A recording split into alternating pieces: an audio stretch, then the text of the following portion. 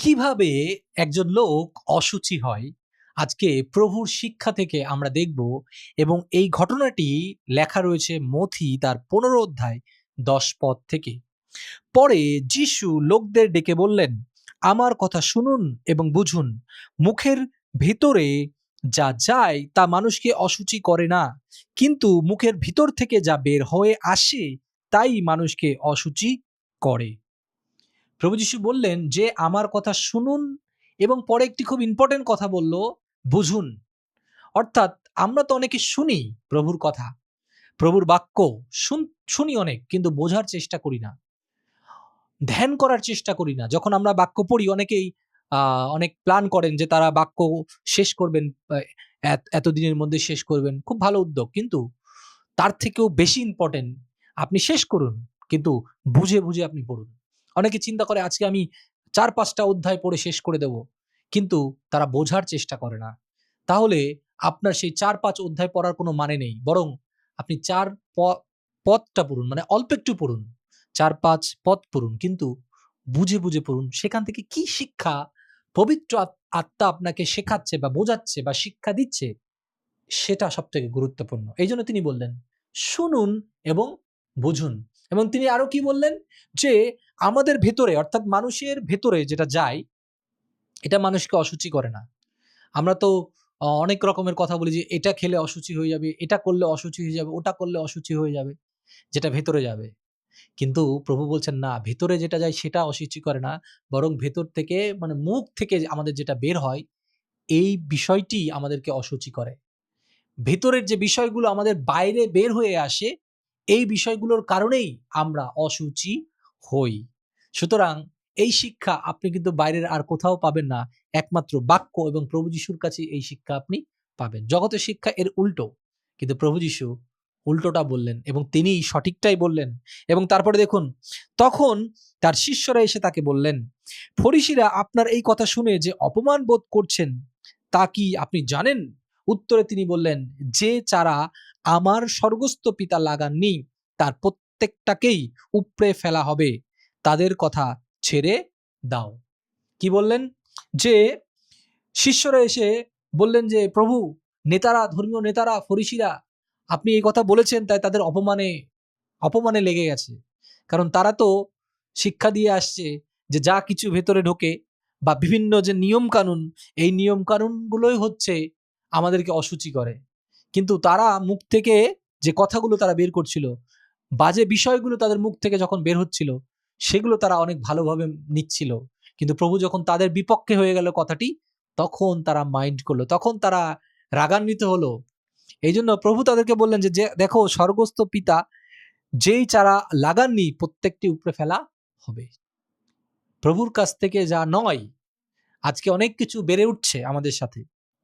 আজকে আমরা যারা সুসমাচার প্রচার করছি, কাজ করছি, প্রভুর জন্য সত্যিকারের অর্থে কাজ করছি, প্রভুর নির্দেশ মেনে কাজ করছি, এবং আমরা সতর্ক আছি যে আমার আমার মুখ থেকে কি বের হচ্ছে অন্যের প্রতি, আমি লোককে কিভাবে আমার মুখ দিয়ে উৎসাহ করছি, নাকি তাকে গালিগালাজ করছি, কি করছি, এর উপরে নির্ভর করে অনেক কিছু। আর যখন আমরা তা করব না, তখন আমরা অশুচি হব, এবং অশুচি জিনিস কেউ চায় না। ঠিক একইভাবে এই যে চারা গাছ যা বেড়ে উঠছে, একই সাথে এই পৃথিবীতে বেড়ে উঠছে, সব উপড়ে ফেলা হবে।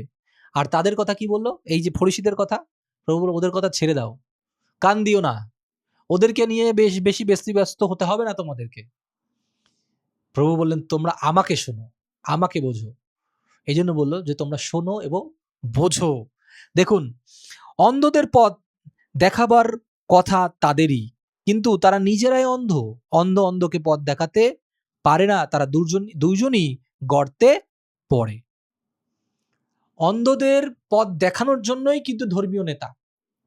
আজকে মণ্ডলীতে পালক, প্রচারক বা পরিচর্যাকারী যারা রয়েছে, তাদের কি কাজ? তাদের আসল কাজটা কি? তাদের আসল কাজটা হলো যেন লোকেরা প্রভু যিশুর কাছে আসে। কিন্তু যদি তারা নিজেরাই প্রভু যিশুর কাছে না আসে, তাহলে লোকেরা প্রভু যিশুর কাছে আসবে না। অর্থাৎ অন্ধকে পথ দেখানোর কথা, কিন্তু সে নিজেই অন্ধ, তাহলে কিভাবে? দুজনই তো গর্তে পড়বে। তাই যদি সঠিক নেতৃত্ব না থাকে, আপনার পাস্টর বা আপনার লিডার যদি সঠিক নেতৃত্বের মধ্যে না থাকে, প্রভুর সাথে যদি কানেক্টেড না থাকে, তো তারা যেমন নরকের দিকে যাচ্ছে, আপনিও কিন্তু নরকের দিকেই এগোবেন।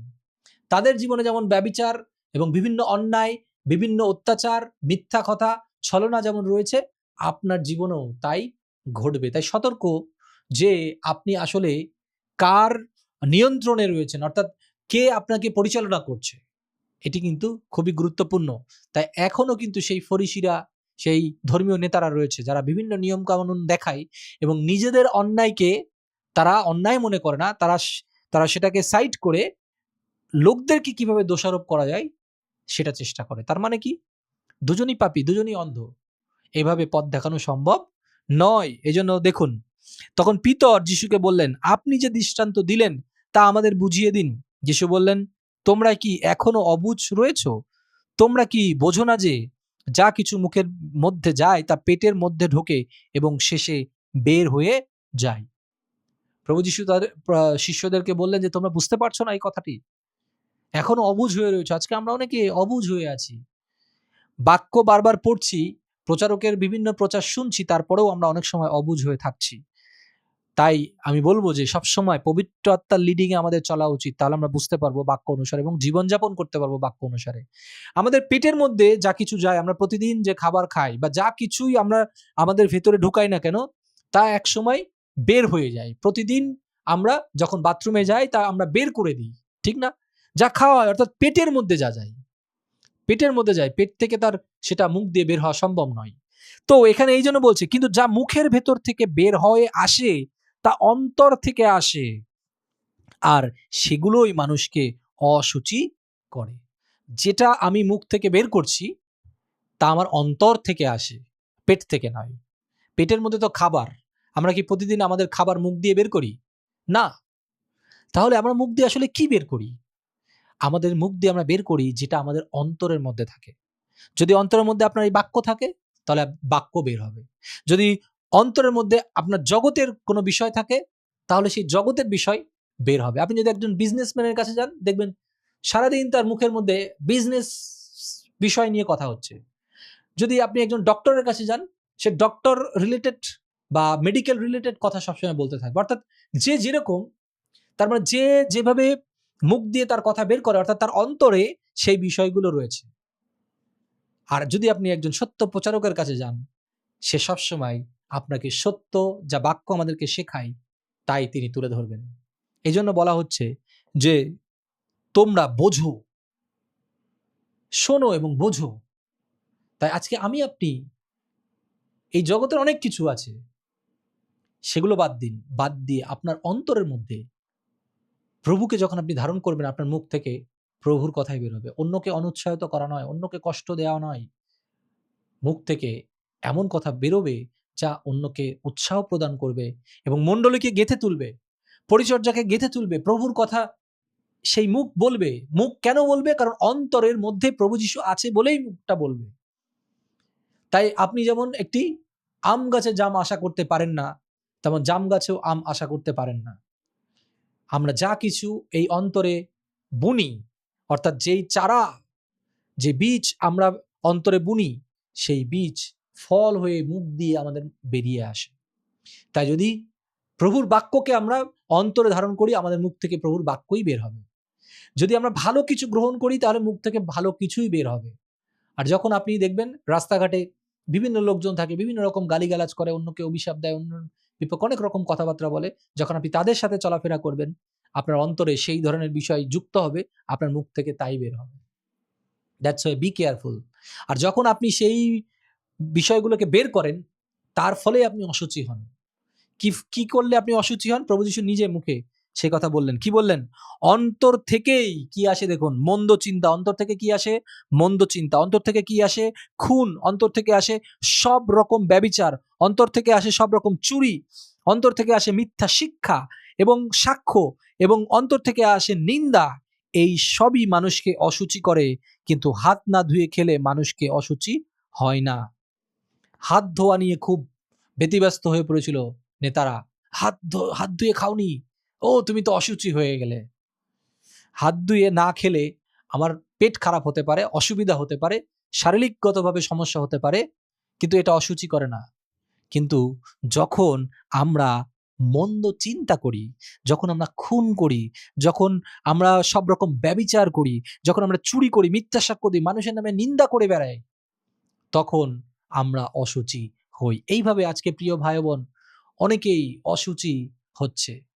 সুযোগ পেলে অন্যের বিপক্ষে আমরা সেই নিন্দা করে বেড়াচ্ছি, অন্যের বিপক্ষে আমরা কথা বলছি, আমরা অনেক কিছু জানি না কিন্তু আমরা মন্তব্য করে দিচ্ছি, অনেক পাস্টরের বিপক্ষে বলছি, অনেক অনেক সুসমাচারকারীর বিপক্ষে বলছি।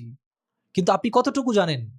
হয়তো আপনি অল্প একটু কোনো বিষয় জানেন, সেখান থেকে আপনি যখন বলতে যান তখন আরো নতুন নতুন বিষয়, নতুন নতুন সেই অপরাধ তার সাথে আপনি যুক্ত করেন। তাহলে ওই লোকটির বিষয় সে বুঝবে প্রভুর সাথে, কিন্তু যখন আমরা মিথ্যা সাক্ষ্য দিই, কোনো মানুষের নামে মিথ্যা বলি, তখন প্রভু কিন্তু আমাদের বিচারের আয়ত্তায় নিয়ে আসবে। তাই দরকার নেই প্রিয় ভাই বোন, কেন অন্যের সমালোচনার প্রয়োজন নেই। আপনি নিজেকে গড়ে তুলুন এবং চিন্তা করুন যে আমি আমার মুখ থেকে এমন কোনো কিছু বের করব না বা এমন কোনো কিছু বলবো না যার ফলে আমি নিজে অশুচি হই। আপনি কি চান যে আপনি অশুচি হবেন? আমি কি চাই যে আমি অশুচি থাকবো? না। তাহলে সেই অনুসারে কাজও করতে হবে, বাক্য অনুসারে সেই কাজ করতে হবে। এজন্য এখানে হেডলাইন বলছে কিভাবে লোকে অশুচি হয়। এই কাজগুলোর ফলে লোকেরা অশুচি হয়ে থাকে। আজকে প্রিয় ভাই বোন, চলুন আজকে আমরা প্রার্থনা করব এবং এই যে বাক্য থেকে আমরা যা শিখলাম যেন আমরা আমাদের জীবনে কাজে লাগাতে পারি। প্রভু, তোমাকে ধন্যবাদ দিই যে তোমার বাক্যের জন্য তুমি আমাকে শিক্ষা দিয়েছো, আমাদেরকে শিক্ষা দিয়েছো, শিষ্যদেরকে বলেছো, ফরিসীদেরকে বলেছো প্রভু, এবং তুমি বলেছো যার কান আছে সে শুনুক, সে বুঝুক এবং বুঝে সে কাজ করুক। প্রভু, আজকে যখন আমরা তোমাকে জানি কিন্তু মুখ থেকে এমন কথা বের করি, যখনই একটুখানি বসার সুযোগ পাই সমালোচনা করার, তখনই কিছু না কিছু অন্যের নামে আমি উল্টো পাল্টা বলে দিচ্ছি। আমি হয়তোবা তার সম্পর্কে জানি না, আমি হয়তোবা তাকে দেখিওনি কোনোদিন, তার সাথে কোনোদিন মিট করিনি, কিন্তু অন্য কেউ কিছু বলেছে এবং সেটাকেই আমি হ্যাঁ বলছি এবং সেটাকে অন্যের কাছে আবার গিয়ে আমি আরেকটু বাড়িয়ে বাড়িয়ে বলছি প্রভু। এই যে বাজে অভ্যাস, এর ফলে মণ্ডলী প্রভু ধ্বংস হচ্ছে এবং এটি এটি শুধু আমাদের সাধারণ লোকদের মধ্যে নয়, কিন্তু অনেক পরিচর্যাকারীদের মধ্যেও প্রভু এই এই যে মন্দ বিষয়, এই যে মন্দ অভ্যাস, এগুলো কিন্তু ঢুকে গেছে প্রভু। তুমি দেখতে পাচ্ছ এবং তুমি তাদেরকে বলেছো এদের বিষয় ছেড়ে দাও প্রভু। ও প্রভু, আমরা সেই ছেড়ে দেওয়ার লোকদের মধ্যে নয়, কিন্তু প্রভু তুমি আমাদেরকে ধরে রাখো। আমরা কখনো কখনো ভুল করি, কিন্তু এখন আমরা ক্ষমা ক্ষমা চাইছি প্রভু। তুমি ক্ষমা করো প্রভু যিশু, তুমি ক্ষমা করো যে ব্যভিচার আমি করেছি, তুমি ক্ষমা করো যে খুন আমি করেছি, তুমি ক্ষমা করো যে সমালোচনা আমি করেছি প্রভু। তুমি ক্ষমা করো প্রভু আমার মুখ থেকে নির্গত প্রত্যেকটি বাজে বা মন্দ বিষয় যা কিছু আমার মধ্য থেকে বের হয়েছে প্রভু। প্রভু, এই অন্তরে শুধু তুমি থাকো প্রভু, এই অন্তরে তোমার বসবাস, এই অন্তরে তোমার বাক্যে পরিপূর্ণ থাকুক প্রভু।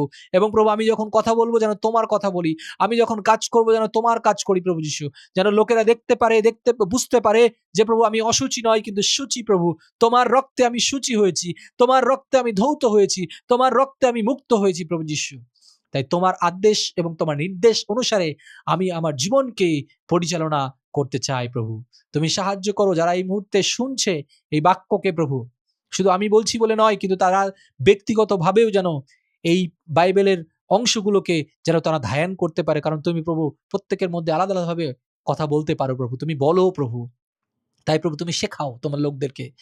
প্রভু, তুমি আজকে আগ্রহী সেই যুবক যুবতীদেরকে খুঁজছো, আগ্রহী লোকদেরকে খুঁজছো যারা তোমার কাজের জন্য সত্যিই তারা প্রাণপণ দিয়েছে প্রভু, এবং তারা চেষ্টা করছে প্রভু। তুমি তাদেরকে দয়া করো, অনুগ্রহ করো প্রভু যিশু। কারণ প্রভু এই শেষকাল মন্দ প্রভু, তুমি আবার আসছো, সেই আনন্দে আমরা আনন্দিত প্রভু। তাই প্রভু আমরা যেন প্রস্তুতি গ্রহণ করতে পারি, আর এই জগতের কোনো কিছুই, কোনো নিয়ম প্রভু যেন আমাদেরকে অসুচি না করতে পারে, বরং তুমি যে শিক্ষা দিয়েছো যেন আমরা সূচি থাকতে পারি, পবিত্র থাকতে পারি তোমার আত্মার শক্তিতে। তুমি আমাদের প্রত্যেককে দয়া করলে, অনুগ্রহ করলে, তাই তোমাকে ধন্যবাদ দিই। প্রভু যীশু খ্রিস্টের নামে চাইলাম, আমেন, আমেন, আমেন।